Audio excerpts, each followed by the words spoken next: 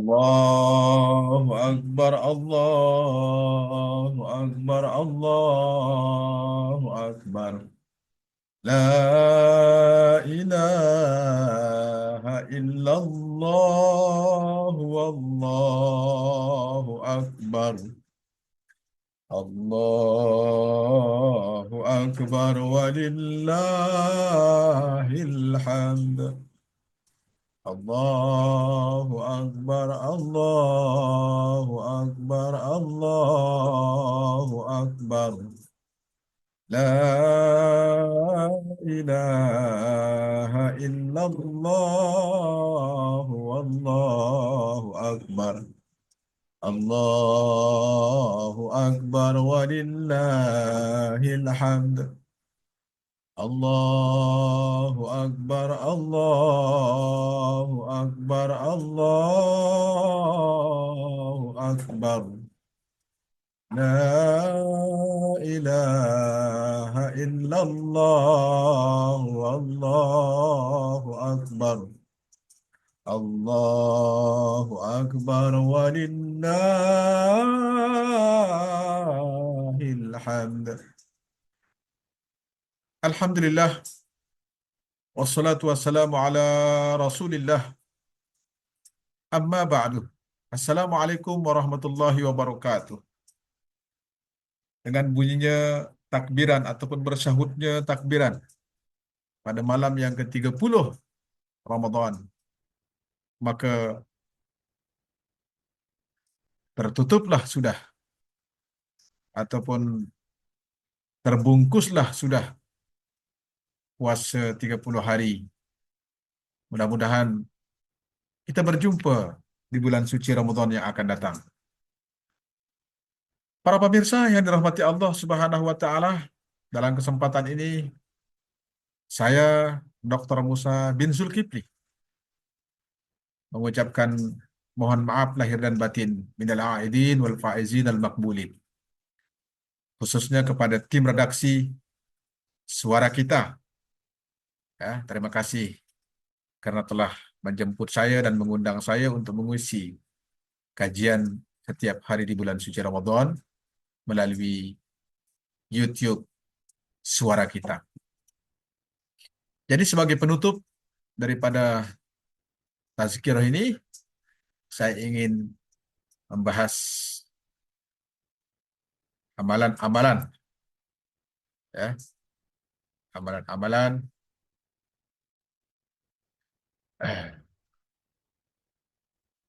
amalan-amalan yang dapat menyebabkan amal ibadah kita diterima oleh Allah Subhanahu wa taala. Para pemirsa yang dirahmati Allah Subhanahu wa taala, di sini saya akan membahas amalan di malam hari raya Idul Fitri. 9 amalan yang dianjurkan di malam takbiran hingga esok Lebaran. Jadi yang pertama sekali, menghidupkan malam hari raya dengan amalan sunnah. Memperbanyak takbiran. Mandi sunnah Idul Fitri. Berhias memakai pakaian yang bersih. Berjalan menuju tempat solat Id. Makan sebelum berangkat ke tempat solat Id. Menunaikan zakat fitrah. Bersedekah semampunya. Bersilaturahim. Para pemirsa yang dirahmati Allah Subhanahu wa taala, demikianlah amalan-amalan yang akan kita bahas, insya Allah satu persatu. Nah, ini waktunya agak panjang sedikit, insya Allah. Jadi yang pertama sekali, kita harus menghidupkan malam hari raya dengan amalan sunnah. Jadi kita dianjurkan untuk menghidupkan 2 malam Id sekalipun, ya, sekalipun jatuh pada hari Jumat, dengan berbagai jenis ibadah seperti sembahyang, tadarus, atau zikir berdasarkan hadis. Siapa yang menghidupkan 2 malam ini, maknanya Idul Fitri dan Idul Adha, maka Allah akan menghidupkan hatinya pada hari di mana hati manusia mati.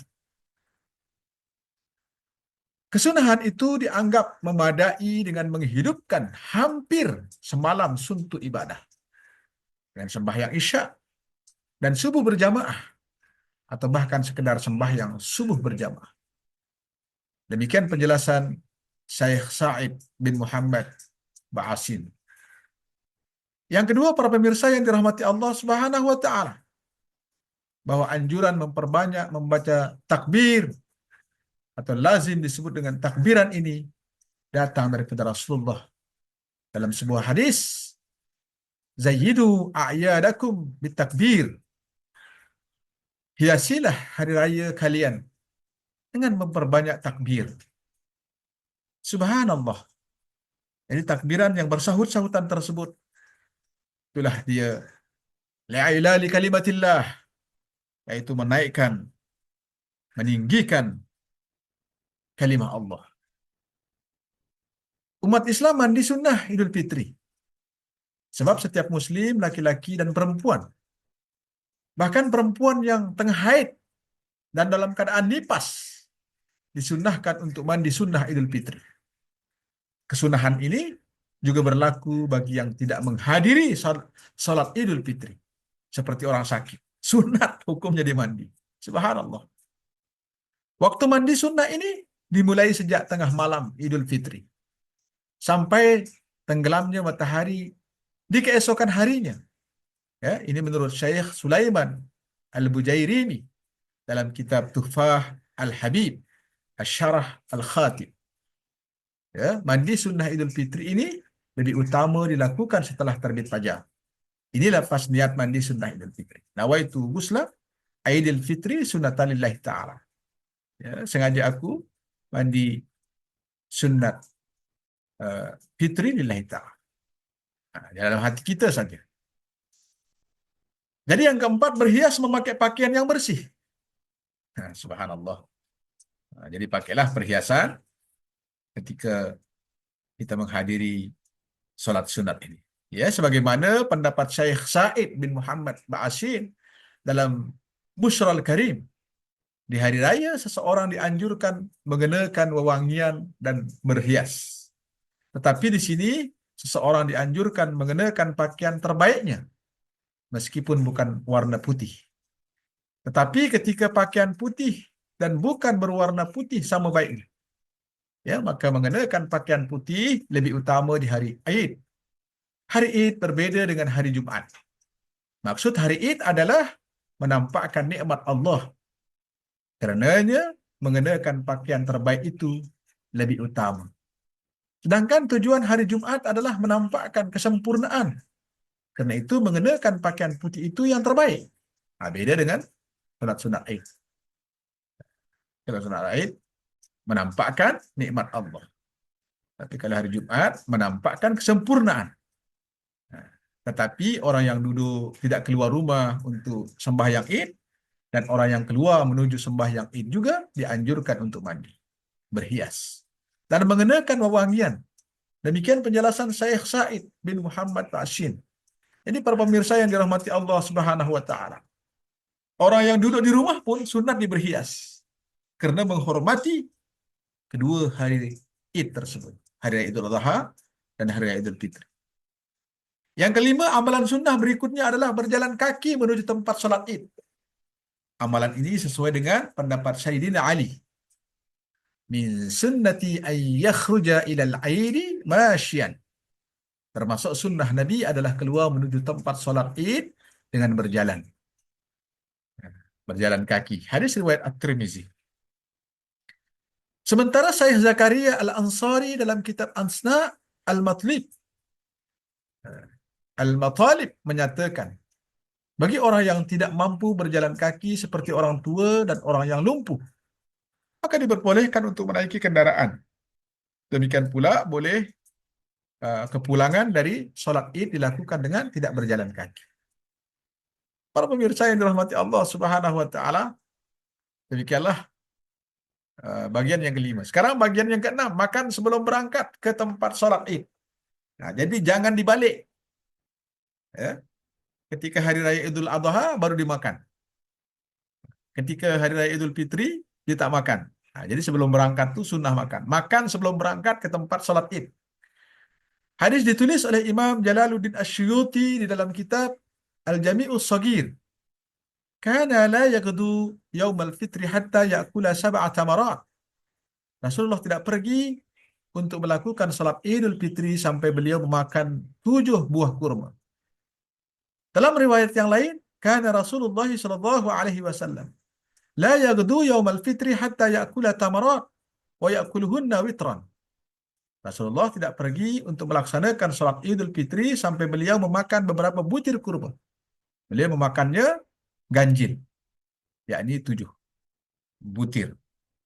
Nah, kelebihan juga memakan buah kurma, tak kira lah ajwa ke, ya, sapawiyah ke, dalam seumpamanya.